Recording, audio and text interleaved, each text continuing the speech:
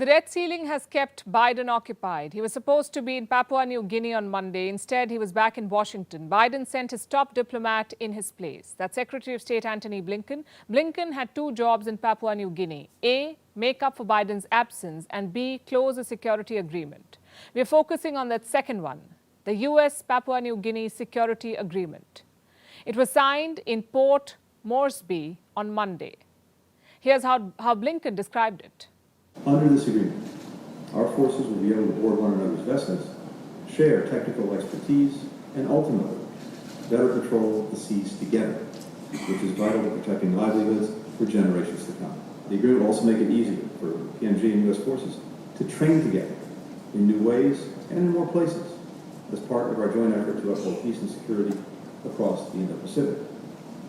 We will be fully transparent. The full text of this agreement has not been released, so naturally there are questions. Students in some universities also staged protests. They say the Pacific is being militarized. To make matters worse, a leaked draft is being circulated. What does it say? Three major things. 1, legal immunity for U.S. soldiers and contractors. 2, free movement for U.S. ships and airplanes. And 3, no migration requirements for U.S. staff. Objectively, that's a lot. But like I said, this is a leaked draft. It's better to wait for the final copy of the agreement to emerge. So let's focus on the confirmed details in the meantime. The U.S. has promised aid worth $45 million. This will be used for security upgradation, climate action, and public health. Blinken says there is nothing to worry, that this deal is just another step in a long-standing relationship. But not many in Papua New Guinea are convinced. So now their prime minister has stepped in. Here's what he said, and I'm quoting, "It is not a military base to be set up here for war to be launched. There's a specific clause that says that this partnership is not a partnership for PNG to be used as a place for launching offensive military operations." The Prime Minister is worried about China. They are Papua New Guinea's second largest trading partner, first if you count just the merchandise. So the Prime Minister cannot afford to antagonize Beijing. He needs Chinese trade, investments, and loans. What he doesn't need is a Chinese debt trap. So what does he do? Sign a security agreement with the United States. Like I said, we don't know what the details of the agreement are, but it will increase U.S. presence on the island, that's for sure. It will expand U.S. access to military bases. The question is, how will China respond to all of this? To be honest, they made the first move. In 2022, China signed a security deal with the Solomon Islands. The U.S. was caught off guard. The Pacific was supposed to be their backyard, yet the Chinese managed to score a deal. But then, Beijing made a rookie error. They tried to overplay their hand. How? By trying to sign a security pact with all Pacific islands. That attempt was promptly rejected. It also poked the U.S. into action. Biden first hosted a summit of Pacific leaders at the White House. Now he's got a security deal with Papua New Guinea. What does he want next? Ideally, total control over the Pacific. This region is important for a number of reasons.